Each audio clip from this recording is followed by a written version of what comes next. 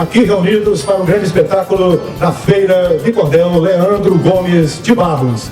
Este ano, em comemoração ao 60º centenário do poeta pombalense. A gente abre a noite de hoje este grande evento de Feira de Cordel, recepcionando a todos os poetas e artistas que vieram a brilhantar este grande evento. Nós queremos cumprimentar a todos eles, desejando-lhes as boas-vindas à cidade de Pombal, que essa, se for a primeira, não seja a última, e se já for a segunda ou mais, que permaneçam vindo a esta cidade, que acolhe a todos de coração. Gostaria de destacar a importância que todos nós, pombalenses e nordestinos, de nos apropriarmos da importância da vida e da obra de Leandro para a nossa história, para a nossa cultura. É um projeto incentivado pela Lei de Incentivo à Cultura Augusto dos Anjos, o FIC. Nossos parceiros, a FUNESC, FUNARC, Governo do Estado, Prefeitura Municipal de Pombal, e a todos que fizeram deste evento um marco na nossa história. É isso que realmente motiva a gente, que toca o coração da gente de uma maneira única, porque a gente sabe que essa cultura tem ganhado força de 20 anos para cá, e quem pregou no passado a morte dessa arte morreu e a arte continuou. Essa que é a grande verdade. Eu queria chamar aqui ao palco, viu, Ione?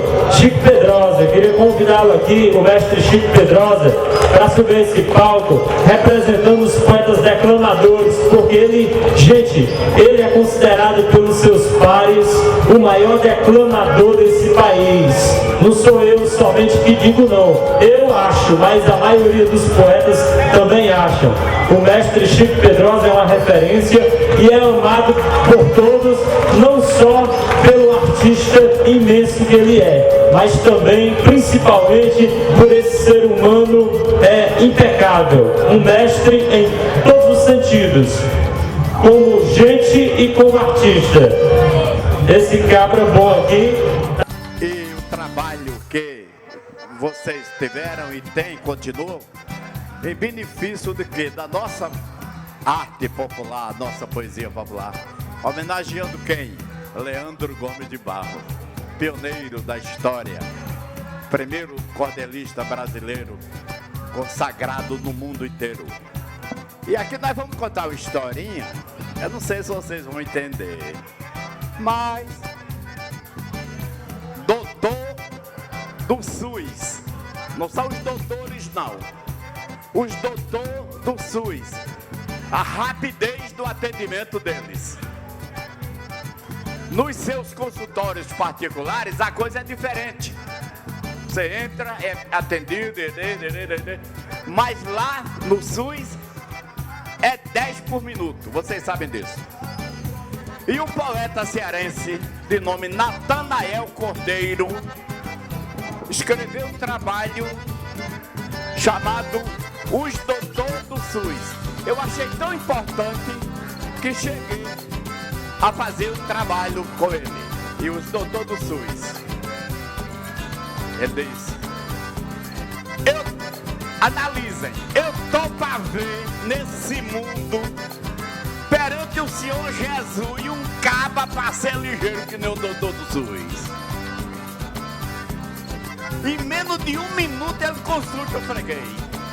E numa folha de papel foi 5 riscos, e ligeiro sem ter demora, bota o caboclo. Poeta cearense da cidade de Quixadá, que chama-se Eu Gostei Mais Foi do Cão.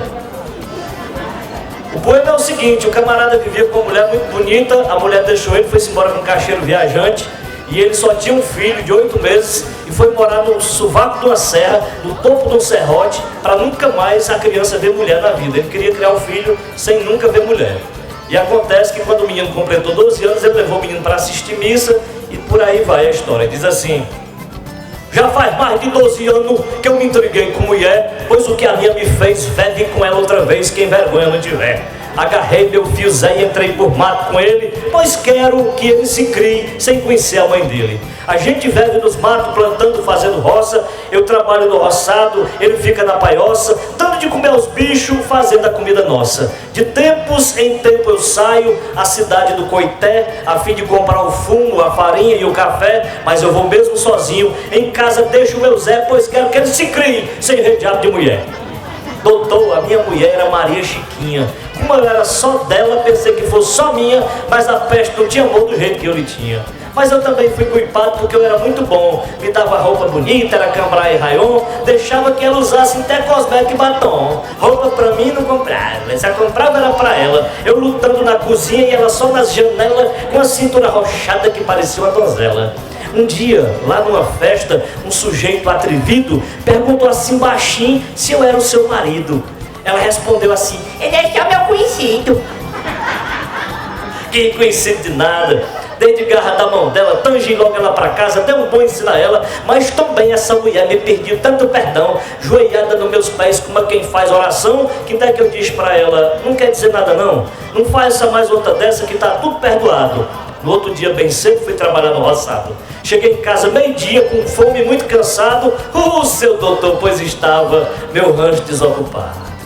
Tinha ela deixado o Zé dentro da rede, incluído, e tinha ido-se embora com aquele mesmo enxerido que disse na minha frente que eu não era seu marido. Foi aí que eu conheci que a mulher tem mandinga. Quando a gente quer dar nelas, elas gemem churuminga, mas dentro do coração é dizendo que se vinga. Tá vendo que mulher ruim? Deixar um filho inocente, com 8 meses de idade, sozinho com eu ausente, pra ir-se embora com cabra, um malandro certamente, só porque tinha gravata e tinha ouro nos dentes. Por isso é que hoje em dia, se eu for numa povoação, não entro numa bodega que tem mulher no balcão. Por causa dela eu penso que todas fazem traição.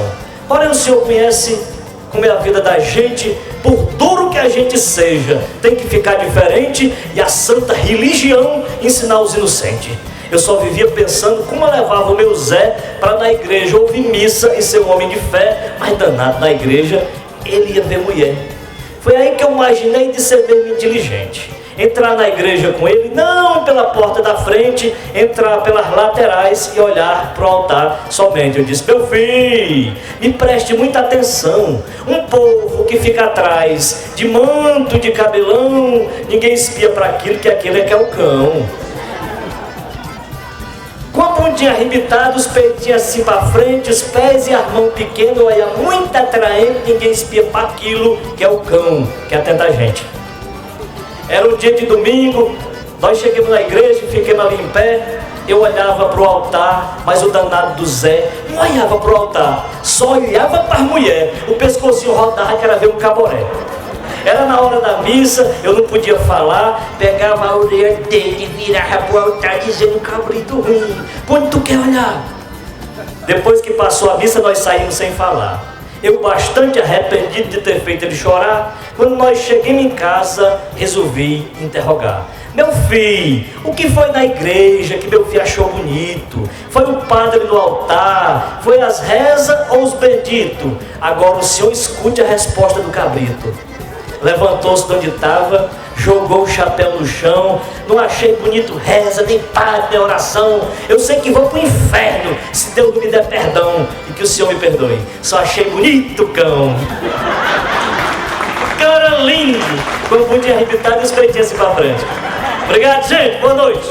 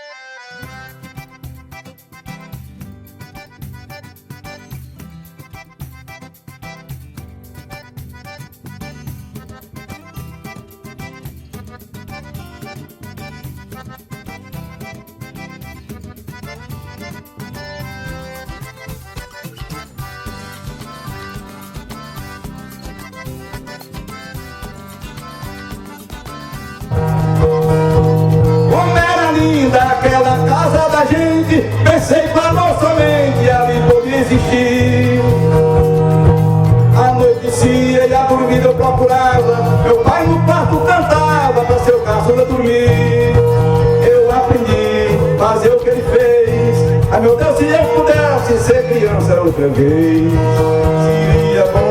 Seria bom demais. Se eu voltasse a ser criança pra viver de esperança, lá na casa dos meus pais.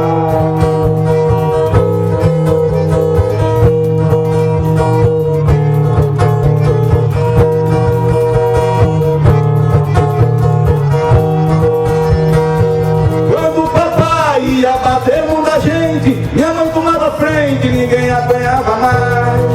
Ela dizia, daí criança é perigo, o que a mamãe fez comigo, outra pessoa não faz. Pobre demais, sofrendo grande pobreza, era demais a pobreza e riqueza tínhamos demais. Na época passada, no tempo que fui rapaz, se procurava cartaz, a moça dava risada. Devido eu não gozar nada, procurei andar direito, casar pra ter mais respeito. Mas quando a sorte é nojenta, quanto mais coisa se inventa, mais fica ruim pro sujeito. A moça me dava fora, ainda cantei bem 40. Quando chegou em 50, me abufelei com Glória.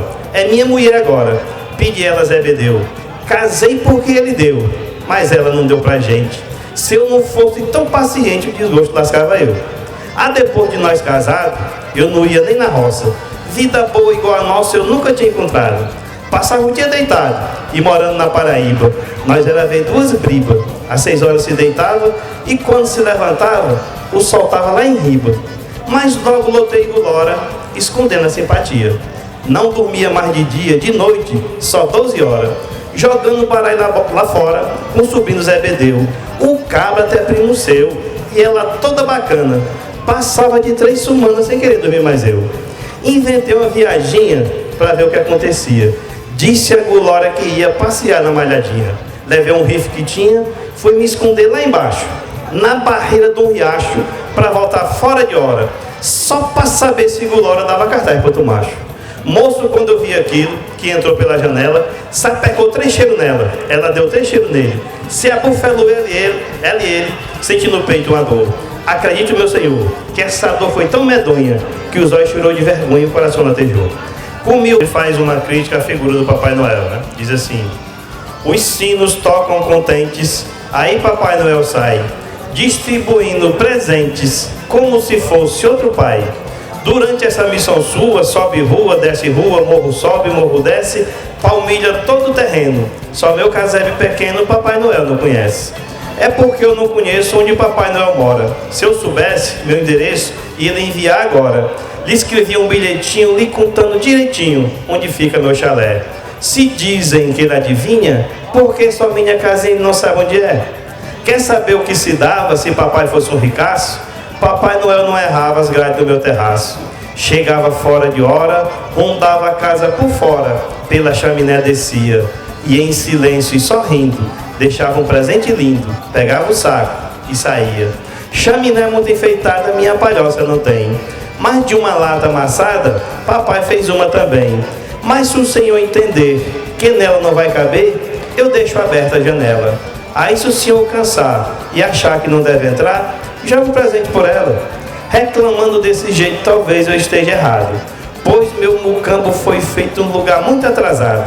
Lá Papai Noel não passa, porque não tem luz, nem praça, nem parque de diversão. Esse Papai Noel nobre não liga menino pobre que anda de pé no chão. Mas meu pai, que é mais humano, esse ano me falou: se Deus quiser, para o ano, seu presente eu mesmo dou. Papai é papai de fato, não é papai de boato, eu como esse Noel que atrasa. Meu papai é tão fiel, que não há Papai Noel como esse que eu tenho em casa. Dedé Monteiro. Muito obrigado, pessoal.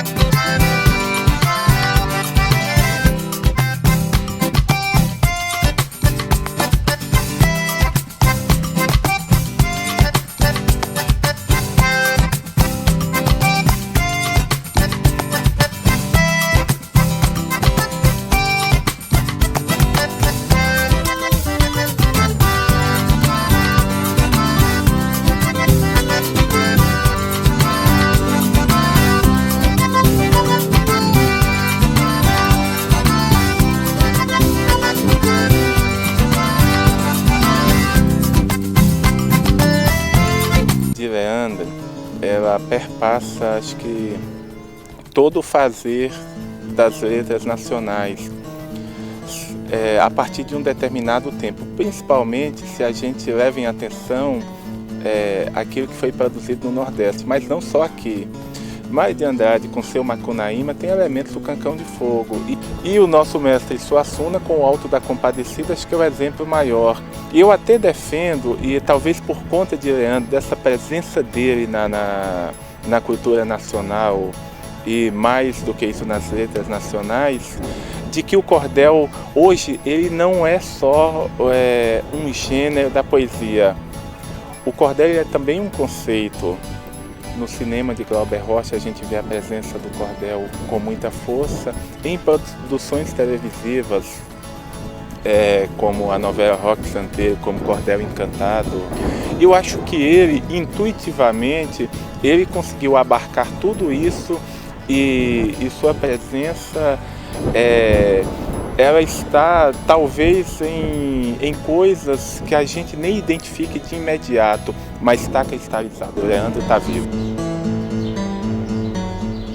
Leitor, se não se enfadar desta minha narração, leia a vida deste ente e preste toda atenção, que foi o Kengo mais fino dessa nossa geração, pois ele desde pequeno sabia tudo iludir, estradeiro muito velho nunca pôde competir, o Cancão nunca armou laço que alguém pudesse sair.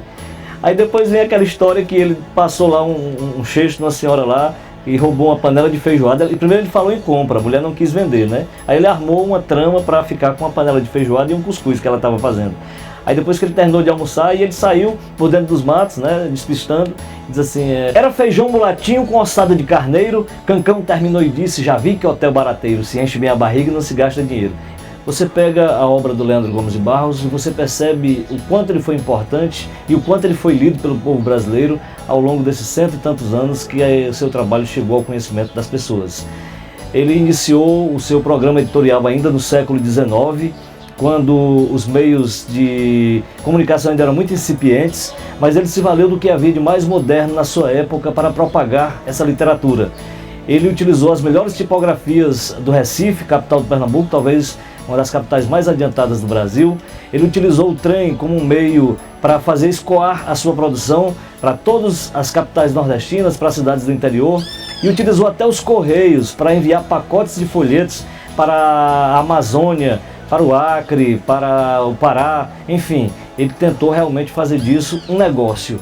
E ele conseguiu. Leandro, além de ser um poeta fenomenal, fabuloso, foi ele quem começou realmente a estruturar a distribuição do cordel em todo o Brasil. Quando João Martins de Ataíde ficou com o espólio de Leandro a partir de 1921, comprando o direito de edição dos seus livros A Viúva, Dona Venustiniana, Ataíde já pegou o bonde andando, como se diz. Ele já pegou o cordel como um negócio lucrativo. Tanto é assim que Leandro já era pirateado em vida.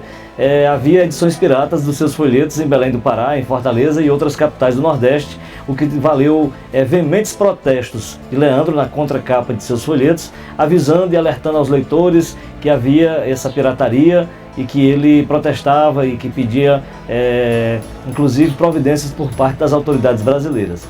A semente plantada por Leandro brotou muito cedo na minha formação cultural. Eu costumo dizer que a primeira janela que se abriu no oitão da minha infância foi justamente o folheto de cordel.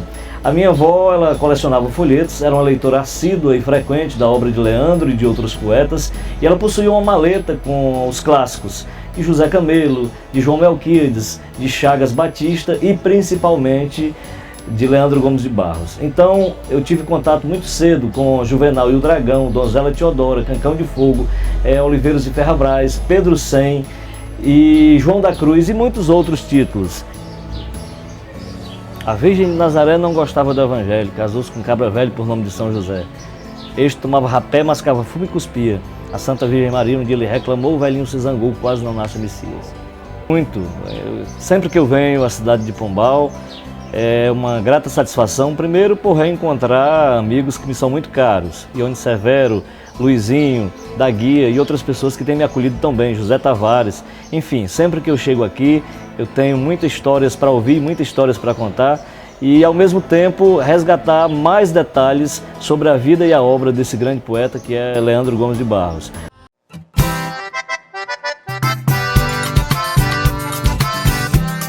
meu trabalho de ilustrador, porque eu trabalho com figuração narrativa, ou seja, eu trabalho com imagem narrativa. Eu sou ilustrador. E quando eu estudei, consegui estudar artes gráficas aqui e no exterior, eu resolvi dar um caráter bem brasileiro. Eu sempre tive essa preocupação de mostrar um trabalho diferenciado. Ilustrei livros para Fama Misterioso. Primeiro eu fiz uma adaptação por conta própria, né? Texto corrido. E recentemente, não tão recente, uns 4, 5 anos atrás, o Ariovaldo Viana transformou a minha versão em cordel, com os mesmos desenhos que eu tinha feito para a minha adaptação. Está aqui na terra do Leandro Gomes de Barros, ter visitado o local onde ele nasceu, ter essa oportunidade de falar com as crianças, de ir nas escolas, de ser homenageado. Isso é demais, eu não jamais esperei.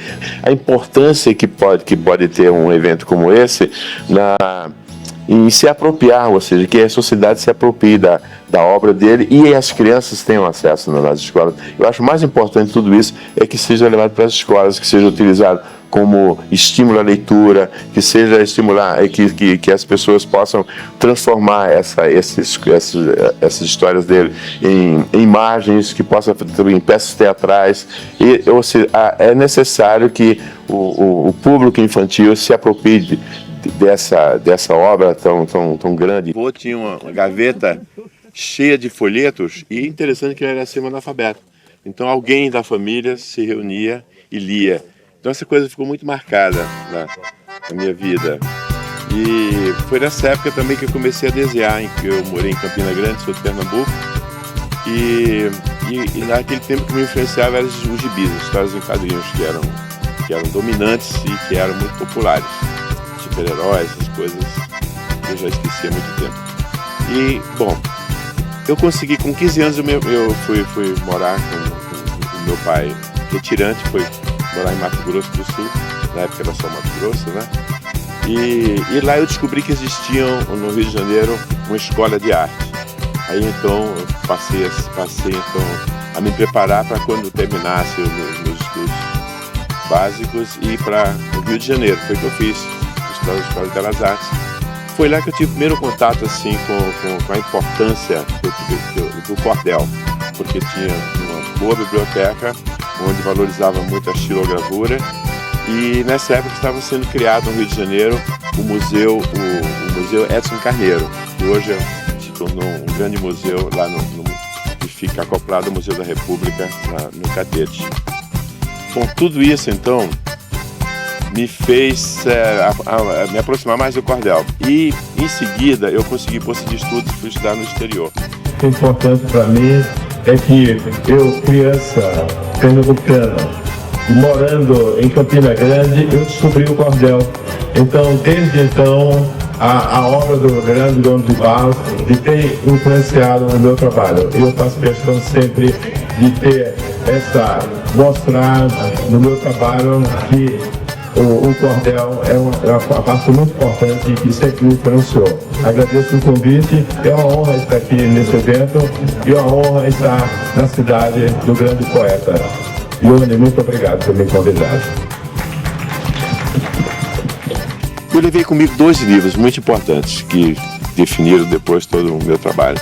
Um foi o Dicionário de Cama Cascudo e o outro foi a Antologia de Cordel da Casa Rui Barbosa, onde tinha muitos trabalhos, inclusive alguns textos do Leandro Gomes de Barros.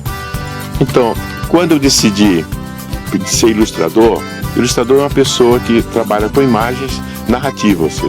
Então, nada melhor, foi a melhor decisão que eu fiz na minha vida, foi recorrer à minha infância, ao cordel, aos festejos populares de Campina Grande, como todos os festejos da Padureira, o São João. Todas essas coisas estão nas minhas ilustrações, as cores, os movimentos, etc. Mas o cordel ficou porque o cordel é narrativo. Tanto é que quando eu terminei meu curso na Hungria, a primeira coisa que eu fiz foi procurar, que em Brasília, eu moro em Brasília, não tinha editoras, nem hoje, é muito raro, as editoras são pequenas. Eu procurei os Correios, porque eu tinha muita paixão pelo selo postal, que é um desenho bonitinho, e eu comecei a fazer selo postal. Desde então eu já fiz mais de 50 selos postais, entre os quais eu tive assim a honra de fazer 2 selos sobre cordel e junto com ele o Máximo Postal, aliás, é o Bloco Postal, que é só para colecionadores, onde tem 2 cordéis. E um deles é o Pavão Misterioso e outro é o Imperatriz Porcina. A importância de Leandro é muito grande para mim por várias razões. Primeiramente, pelo fato de ser filho de um poeta cordelista, muito conhecidíssimo, famoso da segunda geração de poetas cordelistas, José Soares, um poeta repórter, 1914 e 1981. E eu fui criado no meio de poetas populares, né? Nossa casa era frequentada por grandes poetas populares, Manuel da Almeida Filho, Manuel Camilo dos Santos, Patativa do Açaré, que era amicíssimo do papai. Então fui criado nesse mundo e aprendi a gostar de Leandro. Minhas primeiras leituras em cordel foram os folhetos de Leandro Gomes. Se a gente levar em conta que o nosso grande poeta, Carlos Drummond de Andrade, elegeu o príncipe dos poetas brasileiros, o Leandro Gomes de Barros, já dá pra gente ter uma ideia da importância do Leandro, né? Quando, segundo a academia, né, os cânones da academia, o príncipe dos poetas brasileiros seria Olavo Bilac, sobretudo por ele ser um poeta cordelista, né? Então, a partir daí, o Leandro, com aquela produção, foi um dos pioneiros do cordel. Ele influenciou muita gente. E ai do poeta popular que não se deixou influenciar pelo Leandro, não é? É leitura obrigatória a quem se destina a ser um poeta cordelista bom, que conhece rima, métrica e oração. A semente plantada por Leandro Gomes de Barros me influenciou primeiramente pelas leituras iniciais que eu tive e depois até como meu trabalho de xilógrafo, né? Eu usei vários temas dos cordéis de Leandro para fazer gravuras, fazer ilustrações que foram além do tamanho da capinha do cordel, né? Porque a xilogravura encontrou no cordel, ambos caminham para e passo juntas e é um casamento perfeito. Então a influência do Leandro para mim foi importante, tanto como cordelista, como xilógrafo. Estar aqui é uma oportunidade ímpar, né? A gente pisar aqui no solo que o Leandro Gomes de Barros pisou. Para nós é o figura máxima da poesia popular. Se não fosse Leandro, começar a divulgar a poesia, a escrever, a editar, andar o Nordeste de feira em feira, né? Usar as tecnologias mais avançadas da época para publicar seus folhetos, talvez essa literatura popular, o cordel que a gente conhece, tivesse levado muito tempo ainda para florescer. E o cordel, especialmente Leandro Gomes de Barros, ele marca a vida de muita gente. Eu estava num evento que durou 3 dias, foi quinta, sexta, sábado e domingo no Centro Cultural do BNB. Fiz uma oficina ontem, participei de um recital e estava com uma banquinha de cordel, porque eu sou folheteiro. E o vigilante, um rapaz de uns 45, 50 anos, pegou a folga do almoço e foi lá e perguntou: "Você tem aí o romance do Cachorro Calar?" Aí eu puxei o Cachorro dos Mortos. Não é esse aí não, o Cachorro Calar. Mudaram o nome, foi? Não, eu fui explicar para ele que o nome é o Cachorro dos Mortos, é o Cachorro Calar e tal. Ou seja, o Leandro Gomes de Barros, seus romances, eles marcam a vida do nordestino, a vida das crianças. E dos personagens principais, eu tinha uma tia no Sertão, morava no Cariri, a gente morava no Sertão Sul, Cedro, que ela lia romances pra gente. Eu tenho muitos folhetos que eu lembro dela cantando, entre eles Capitão do Navio, Pavão Misterioso, João Grilo, Proeza de João Grilo, e um deles era o Cancão de Fogo, que eu adorava, né? Eu achava muito bonito, se divertia com as aventuras do Cancão de Fogo e me sentia muito atraído por aquele anti-herói. A meninada se sentia atraído por aquele anti-herói, porque aquele anti-herói ele representa exatamente a ousadia do nordestino de lutar contra as dificuldades, contra as intempéries, né? Então o Cancão de Fogo ele foi um dos personagens da literatura de cordel que mudou, que marcou muito a minha vida. E a gente precisa lembrar Leandro como grande poeta que foi, mas também como poeta do seu tempo. O poeta que através da sua poesia ele soube fazer a crítica social. A gente percebe essa crítica social em personagens como Cancão de Fogo. Um outro folheto dele, o Dinheiro, o Dinheiro, né, o Cachorro, Testamento do Cachorro, onde ele passa metade do folheto fazendo a crítica do valor do dinheiro, dizendo o que o dinheiro pode fazer com o ser humano, o que a propriedade privada pode fazer com o ser humano, né? Então, naquela época, o Leandro já tinha essa visão de fazer essa crítica social do dinheiro, de fazer essa crítica social da desigualdade social. E criticou a caristia, criticou governos, né? Criticou oligarquias, né? Então, o Leandro, ele foi esse poeta do seu tempo que a gente precisa resgatar.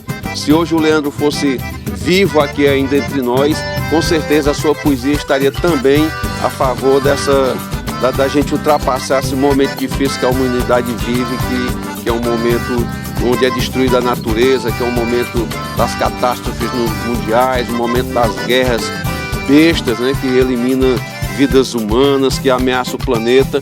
E a gente precisa manter viva essa memória do Leandro. Viva Leandro Gomes de Barros! Viva! Viva a poesia popular! Viva! Isso aqui é muito valioso para mim. Eu estava levando isso aqui, mas com os apelos. A semente plantada por Leandro Gomes de Barros, ela influenciou a minha obra e acredito que influenciou a obra de muitos poetas, influenciou a vida de pessoas que não escrevem, mas que pessoas que têm um determinado olhar para o sertão, um determinado olhar para a nossa terra, um determinado olhar para a nossa gente. Porque a literatura de cordel é o principal instrumento que nós temos hoje para fazer com que o nosso povo leia, para fazer com que o nosso povo entenda o Brasil, para fazer com que, principalmente a nossa juventude, possa ter acesso, inclusive a outras obras literárias, dita eruditas, né? Mas tendo o cordel como esse instrumento. Qualquer pessoa, qualquer cordelista, qualquer ser que mexa ou que enverede pelos caminhos da literatura, de uma forma ou de outra, ele se chegou a Leandro Gomes de Barros para pegar essa essência. A influência de Leandro na literatura de cordel tem a essência exatamente do popular, porque o Leandro foi conhecido e é conhecido como o pai do cordel, por assim dizer. O momento desse encontro que traz o nome de Leandro Gomes de Barros, nesse encontro do cordel, essa feira do cordel, essa festa do cordel, eu costumo dizer que a grande importância do encontro é o encontro. Mas a partir do momento que esse encontro aconteceu, aqui na cidade de Pombal, se está escrevendo uma nova história. Eu acredito que a história da literatura popular brasileira, a história da literatura de cordel, ela vai ter duas edições ou duas partes. Ela não vai ser mais contada da mesma forma que foi anteriormente. A partir desse encontro, que a gente teve a oportunidade de ter nesse encontro, primeiro, uma organização primorosa, segundo, aqui, pelos que eu conheço, estão reunidos os maiores talentos de cordel, da literatura de cordel desse país. Porque o cordel, ele permite você construir e destruir histórias. Eu acho que o cordelista, assim como todo escritor, é mais ou menos um semideus.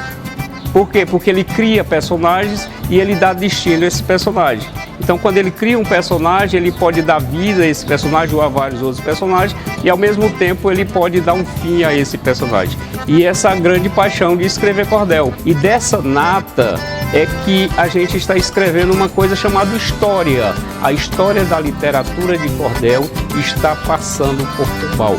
Jamais... E aquilo eu senti naquele instante, como se fosse uma formiga sob os pés do elefante.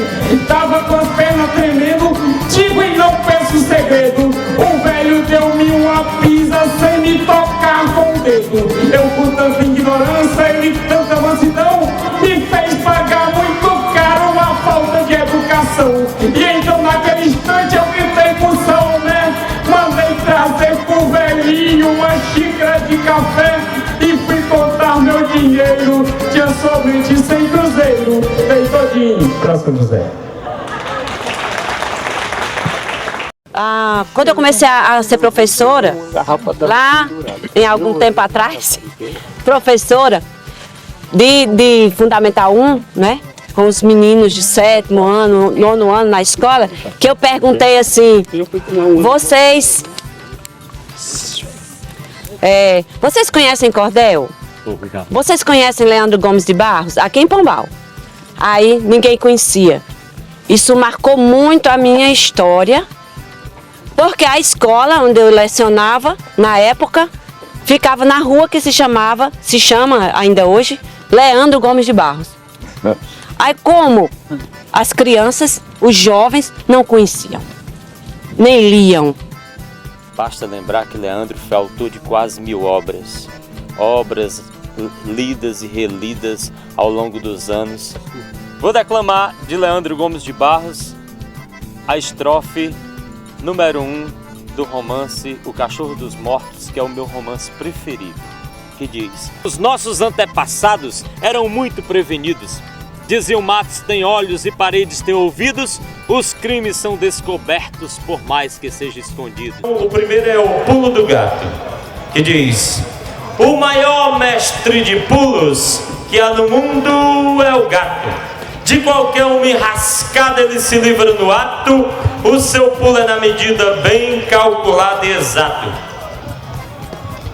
Pode observar o gato, se ele cai do telhado, dá uma volta no ar e no salto improvisado, da forma mais genial, cai de pé equilibrado. Na floresta havia uma onça velha e impertinente, que inventou de bolar um tal plano inteligente, pensando em passar a perna no bichano seu parente.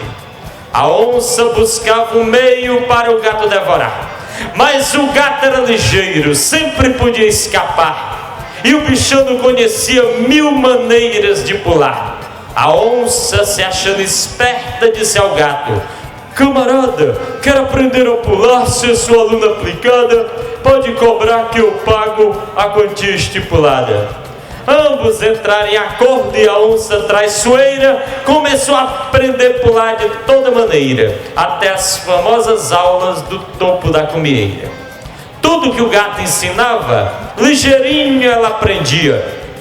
Era muito dedicada, chegava ao raiar do dia e só voltava para casa quando a noite já surgia. Assim, a onça estudou com o gato mais de um semestre. Já não era mais a mesma moça matuta e silvestre, e sentiu que estava na hora de devorar o seu mestre. Às margens de um riacho, o bebedouro é o lugar onde qualquer um bichinho vai ali para saciar a sede, quando precisa se banha para refrescar. Um calango muito gordo estava ali, descansando em cima de uma pedra, uma soneca tirando, e a onça para o gato vê-lo vai comentando: olha que calango gordo, está vendo, professor? Vamos ver quem é que pula com mais garra e mais vigor em cima daquele bicho e degusta o seu sabor. Pois vamos, falou o gato com o seu jeito fagueiro. Disse a onça: muito bem, pule meu mestre primeiro, pois hoje nós vamos ver qual de nós é o mais ligeiro. Do pulo, o gato pegou o calango sem demora. A onça foi em seguida para aproveitar a hora. Numa manobra fantástica, o gato pulou para fora. O gato, gênio do pulo, escapou da tal cilada. E a onça, bem chorosa, disse assim desapontada: desse pulo, professor, a mim não ensinou nada. Disse o gato: ah, minha cara, este salto estava fora do contrato. Graças a ele escapei de um assassinato. Esse que trago comigo chama-se pulo do gato. Ele é meu, somente meu, e eu não ensino a ninguém. O mestre que ensina tudo fica sem nenhum vintém, e amanhã ou depois perde o pouquinho que tem. A onça se foi e o gato seguiu outra direção. E essa história engraçada nos deixa grande lição. Quem fala tudo que sabe não é mestre, é bobalhão. Obrigado. Tem muita coisa bonita, muita coisa bonita. Leandro Gomes de Barros é um abençoado ter nascido aqui, foi feliz demais. Acredito. Para começar, eu nunca tinha visto uma igreja daquela que onde o padre rezou aquela missa essa noite. Eu nunca tinha visto, naquele formato. E olha que eu conheço esse Brasil velho de canto a canto. Mas não conhecia, não tinha visto ainda. Beleza, até entrei nela. Entramos ontem nela e eu vi os altares lá, fui visitar, olhar os altares. Coisa linda, bonita. Deus sabe o que é que faz. E Pombal é uma cidade abençoada. E eu me orgulho dele, eu sou paraibano, meu Deus. sou paraibano. Presepada de menino, eu gosto muito. Presepada de menino. Todo mundo vira santo depois que cai da idade, mas ninguém conta o que fez no tempo da mocidade. Eu conheço muita gente que inventou de ser crente depois de ter aprontado meio mundo de maldade e com vergonha da verdade quer esconder o passado. Pedro Kengo, Malazarte, João Grilo e Cancão de Fogo, à vista de muita gente, não fizeram meio jogo. Por isso eu não incrimino presepada de menino, porque eu fui criança também e sei o que menino faz, longe da vista dos pais, sem cabresto de ninguém. Até hoje eu tenho as marcas de uma surra que levei por causa de tia Joana e de uma que lhe aprontei. Mordida de caninana, perdia para tia Joana em todos os 5 sentidos. Ficou velha e não casou, mas o mundo lhe arranjou uns 10 ou 12 maridos, coisa boa. Para falar da vida alheia, nasceu privilegiada. Gasguita da venta grande, cachecha malajambrada, maga só um pavio. A casa cheia de fio que arrumava do xodó. É como acabei de dizer, nunca casou, para não ter direito a um marido só. O mundo não dá o ente pior que tinha Joaninha. Tinha um terreiro coalhado de peru, pato e galinha, mas não vendia nem dava. E quando a raposa pegava um frangote ou um capão, e a Joana esbravejava, batia o pé e jurava que tinha sido o irmão. Meu pai, irmão dela. Eu estava com 12 anos quando eu vi meu pai contar que ouviu dizer que em 50 o mundo ia se acabar. Como faltava 2 meses, eu não pensei 2 vezes. Chamei Ana e disse a mana, Ana, prepare a cozinha que eu vou ver uma galinha na casa de tia Joana. Vai ver galinha com o quê? Se você não tem dinheiro e tia nem dá nem vende criação do seu terreno. Só pode ser brincadeira. É não.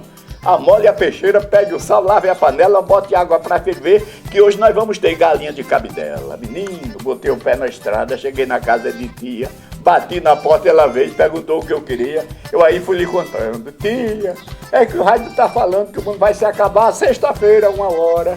E como eu gosto da senhora, vim correndo lhe avisar. Tia, estão dizendo que uma estrela maior do que uma serra vai cair e vai queimar tudo que tem sobre a terra.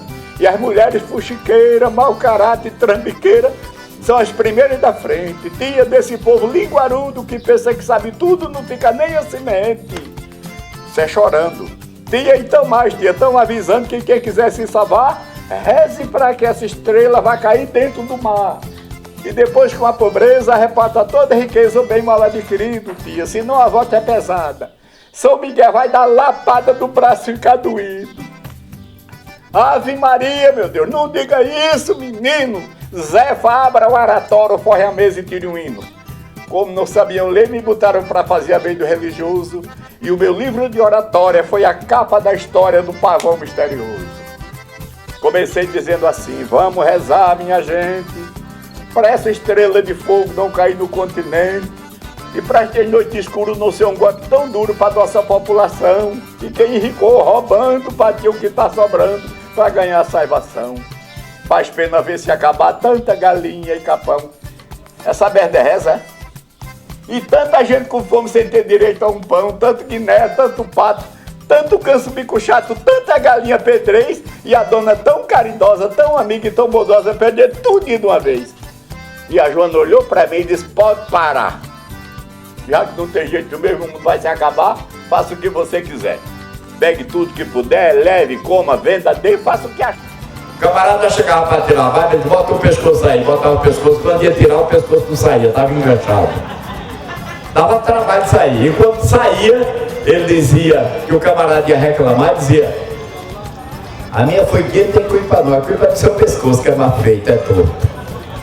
Chico Luiz. Ele era relaxado. Na mesa de trabalho dele, além das ferramentas, ele tinha uma bola. Você chegava para fazer a merda e dizia, bota essa bola na boca. Isso para quê? Para fazer a bochecha. Não é de outro. Um dia um camarada perguntou, meu amigo, você que manda a gente botar essa bola na boca? Ninguém nunca engoliu essa bola, não é uma coisa dessa. Essa bola já foi engolida mais de 500 vezes, meu amigo. E aí, não, eu nem ligo, todo mundo aqui é conhecido, engole hoje, traz amanhã, eu dou um jeito aqui, e acabou de novo. Era ruim, Chico Luiz. Na cadeira de trabalho, e quando você terminava de fazer a barba, ele dizia, agora pega essa água aqui e faça um bochecho bem forte pra lá e pra cá. Pra quê? Esse pavio não tá vazando. Era o cão. Eu escrevi o barbeiro desastrado. Tem muito barbeiro assim. Eu disse, todo profissional, de certa forma, é capaz. Aquele que é autêntico, depressa pelo que faz, tem o reconhecimento. O que caminha mais lento, chega um pouquinho atrasado. Mas, se houver perseverança, paciência e confiança, chega ao lugar desejado. Porém, se for apressado, faz como o Neco Grangeiro, que eu não ia dizer que era Chico Luiz, que ele mandava me matar. Porém, se for apressado, faz como o Neco Grangeiro, que um dia chegou na rua dizendo que era barbeiro. Uma maleta de lado com um pincel desenhado na tampa da dita cuja e embaixo escrito barbeiro a domicílio, Grangeiro do Serrote da Coruja. E alugou logo a casa para a bodega dourada, pôs no canto de parede uma cadeira enfadada, numa banqueta sebenta espalhou a ferramenta, debaixo botou um pote e na frente da moradia escreveu barbearia Olho d'Água do Serrote. Olha, quando era dia de feira, a bodega se enchia tanto de gente longe como da periferia. Os comprando, outros pagando, os bebendo, outros jogando dominó encafiado e da tesoura de Neco, treco, treco, treco, treco, só se ouviu mastigado. Seu Neco como pessoa, menino, não existia melhor. Agora, como barbeiro, de todos foi o pior. Imprudente, malcriado, tão pesado, relaxado, ceboso igual cão. Compromisso com arte nunca teve e nem fez parte da sua religião. Na cadeira de trabalho tinha um prego saliente para rasgar fundo de calça de penetras e cliente. O pincel era uma palha, a tesoura e a navalha abalava num tamanco. E para o freguês se sentar até sua vez chegar, tinha um tamborete manco. Quando era alguém de fora que vinha se barbear, Neco Grangeiro fazia tudo para lhe agradar. Perguntava de onde vinha, o que fazia, se tinha pressa de ser atendido, preparava o ambiente, até deixar o cliente de certa forma envolvido. Para preparar o creme, Neco rapava sabão e misturava numa cuia da mulher catar feijão com água suja da talha, pegava um pincel de palha, batia até ficar quente e sem higiene nenhuma cobria com aquela espuma o rosto do seu cliente. Batia a mão à navalha e dizia, agora fale. Olha, o freguês abria a boca e dizia assim, cala, não precisa se zangar. Eu só mandei você falar para eu ver onde é a boca. Para fazer tudo direitinho, que é para não cortar seus becinhos com essa navalha louca. A navalha louca. Aquela navalha imunda, enquanto o pelo arrancava, o poro ficava aberto e por ele o sangue jorrava. Menino, muitas vezes o coitado, ao sair era obrigado a procurar o hospital. E lá chegando o enfermeiro perguntava ao forasteiro, vem seu Neco Grangeiro? Obrigou com o marginal. Nem precisava o coitado responder, porque ali os enfermeiros diziam, saiu de lá, vem para aqui. Os que são acostumados por estarem calejados pensam que aquilo é normal. Porém, dos que vêm de fora, nenhum deles até agora se livrou do hospital. Um dia, entrou no salão sem esconder sua perda, um cidadão elegante faltando a orelha esquerda. Falando muito educado, pediu para ser barbeado, o seu Neco disse, pois não. Mexeu a cuia de espuma, despejou, fez uma arruga no rosto do cidadão. Pegou a dita navalha que nem sequer afiou, pôs o polegar esquerdo na costeleta e puxou com tanta ignorância que o sangue acompanhou. Quando o freguês reclamou, sabe o que ele fez? Em vez de pedir desculpa pela sua estupidez, da maior cara de pau, olhando para o freguês, disse num tom de gracejo, o senhor, pelo que eu vejo, já esteve aqui outra vez. O viajante disse, nunca vim nesse lugar. Foi o respeito ao trabalho que hoje me fez entrar na sua barbearia, onde eu já sabia que não ia me dar bem. Portanto, meu camarada, essa orelha decepada foi um desastre de trem. Não foi tu não, filho de uma égua. Obrigado, Deus. Passo agora, uma salva de palmas para o mestre Leandro Gomes de Barros e para esse gênio da poesia, Antônio Francisco de Mossoró. É isso aí, agradecemos a todos e com certeza vamos ficar aqui para a gente ouvir essa grande autoridade. Uma vez eu cheguei numa escola e a mulher me apresentou assim, esse rapaz aqui é analfabeto, não pode popular, dizendo, e eu fiquei calado, daí eu contei a história, o me acharam bom. Tinham 5 pessoas num avião, o piloto, copiloto, um padre, um hippie e um intelectual. E em uma das alturas lá, o copiloto saiu da cabina e disse: olha, uma notícia ruim para nós. O avião vai cair, e outra pior, só tem 4 paraquedas. Um é meu, o outro é do piloto. E fica 2 para vocês 3. E o intelectual, Jó, pegou logo e disse: eu vou pular porque eu sou intelectual. Eu falo 6 idiomas, 6. Eu li todos os clássicos. E eu vou pular. Eu não pode perder o intelectual, eu dou aula aos professores. E pulou. Ficou o padre e o hippie. E o padre disse: filho, pode pular com esse paraquedas, porque o meu encontro com Deus vai ser agora. E o hippie disse: não, senhor, você pode pular com esse paraquedas. E você tão moço, vai morrer? Disse: não, vou pular com esse outro. E o intelectual disse: pulou com a minha mochila.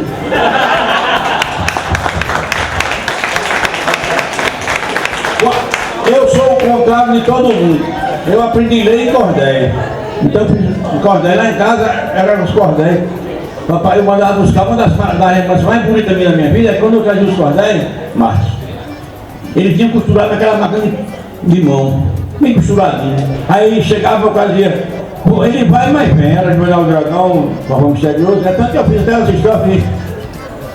Assim. Enquanto o sapo cantava na boca do cacimbão, Titia estava debaixo da chama do lampião, lendo para nós o cordel, Juvenal e o Dragão. E toda noite era assim. A cena se repetia entre os cascos do cavalo, do vaqueiro Zé Garcia, ou entre os segredos do Dito, ou o verde melancia. Aí sai por aí. Eu fiz um cordel. Eles leia para mim, ele disse: não, eu decorei. Você decorou? Eu decorei. Leia. E eu disse: decora. Ele disse: cansado de ler jornais, fui me deitar descontente, pensando em tudo que li, adormeci lentamente e sonhei que eu acordava num planeta diferente. Era um planeta coberto de plantas de todas as cores, as lagoas orquestradas por marrecos cantadores e as abelhas bailando por entre as pétalas de flores. No Batuasa, se perdeu na escuridão, o rato pediu a vez, mas não ouvi nada não. Peguei no sono e perdi o fim da reunião. Quando o dia amanheceu, eu desci do meu puleiro, procurei os animais, não vi mais nenhum roteiro, vi somente umas pregadas debaixo do juazeiro. Eu disse olhando as pregadas: se esta reunião tivesse sido por nós, estava coberto o chão de piúva, de cigarro, guardanapo e papelão. Essa minha véia é mulher sendo mulher. Como é galinha caipira e não galeto de granja, ao invés de Coca-Cola eu tomo suco de laranja com rapadura de mel. E escute aqui, bacharel, conversa longa me atrasa. Quer ver a mulher ter filho? Bote um plantador de milho pra dormir na tua casa. Um disparou que quase sai pela boca. Quando a janela se abriu, o Bento XVI surgiu com uma Mané Pipoca ao lado. Ficaram os dois acenando e o fazendeiro olhando e chorando desconsolado. Vinha passando um cidadão andando um pouco ligeiro para visitar a basílica, quando ouviu o fazendeiro perguntar: os olhos seus estão vendo os mesmos que os meus? Ou isto é uma novela? Me responda logo, pois, quem são mesmo aqueles dois que estão naquela janela? O homem olhou para a janela e depois para o fazendeiro e disse: o senhor só pode ser do estrangeiro, pois está todo apoquentado, os cabelos arrepiados, feito uma galinha choca. Para que essa confusão? O de branco eu não sei não, o outro é Mané Pipoca. Que a literatura oral e também é literatura, onde a poesia pura não mostra caligrafia, porém mostra a simetria do repentista que canta, usa pulmão e garganta e adeus até outro dia.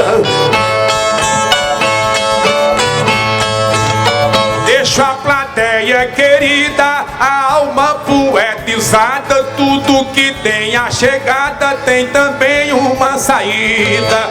E na minha despedida eu parto com alegria, porque sei que na poesia garantimos nossos nomes. Pátria de Leandro Gomes, adeus até outro dia.